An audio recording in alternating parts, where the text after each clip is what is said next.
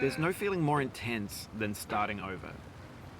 If you deleted your homework the day before it was due, as I have, or if you left your wallet at home and you have to go back after spending an hour in the commute.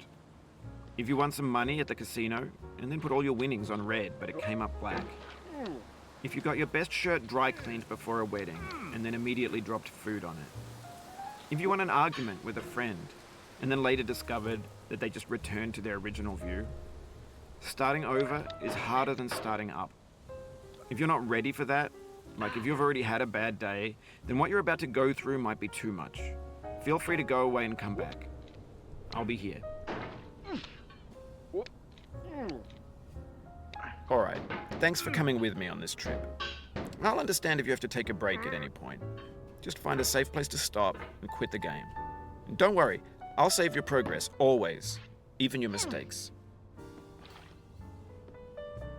This game is a homage to a free game that came out in 2002, titled Sexy Hiking. The author of that game was Jazuo, a mysterious Czech designer who was known at the time as the father of B games. And B games are rough assemblages of found objects. Designers slap them together very quickly and freely, and they're often too rough and unfriendly to gain much of a following. They're built more for the joy of building them than as polished products. In a certain way, Sexy Hiking is the perfect embodiment of a B game. It's built almost entirely out of found and recycled parts, and it's one of the most unusual and unfriendly games of its time. In it, your task is simply to drag yourself up a mountain with a hammer. And that act of climbing, in the digital world or in real life, has certain essential properties that give the game its flavor. No amount of forward progress is guaranteed. Some cliffs are too sheer or too slippery. And the player is constantly, unremittingly in danger of falling and losing everything. Anyway, when you start Sexy Hiking, you're standing next to this dead tree that blocks the way to the entire rest of the game. It might take you an hour to get over that tree, and a lot of people never got past it. You prod and you poke at it, exploring the limits of your reach and your strength, trying to find a way up and over. And there's a sense of truth in that lack of compromise. Most obstacles in video game worlds are fake. You can be completely confident in your ability to get through them once you have the correct method or the correct equipment or just by spending enough time. In that sense, every pixelated obstacle in Sexy Hiking is real. The obstacles in Sexy Hiking are unyielding, and that makes the game uniquely frustrating. But I'm not sure Jazuo intended to make a frustrating game. The frustration is just essential to the act of climbing, and it's authentic to the process of building a game about climbing. A funny thing happened to me as I was building this mountain.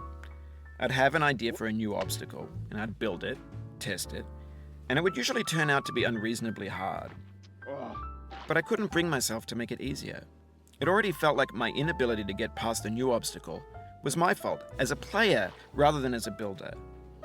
Imaginary mountains build themselves from our efforts to climb them, and it's our repeated attempts to reach the summit that turns those mountains into something real. When you're building a video game world, you're building with ideas, and that can be like working with quickset cement. You mold your ideas into a certain shape that can be played with, and in the process of playing with them, they begin to harden and set until they're immutable, like rock. And at that point, you can't change the world. Not without breaking it into pieces and starting fresh with new ideas.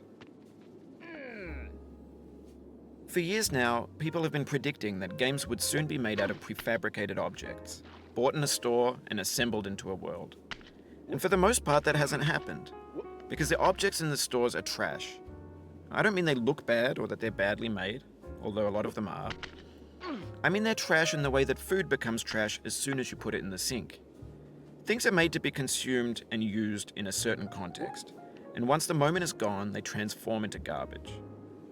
In the context of technology, those moments pass by in seconds. Over time, we've poured more and more refuse into this vast digital landfill that we call the internet.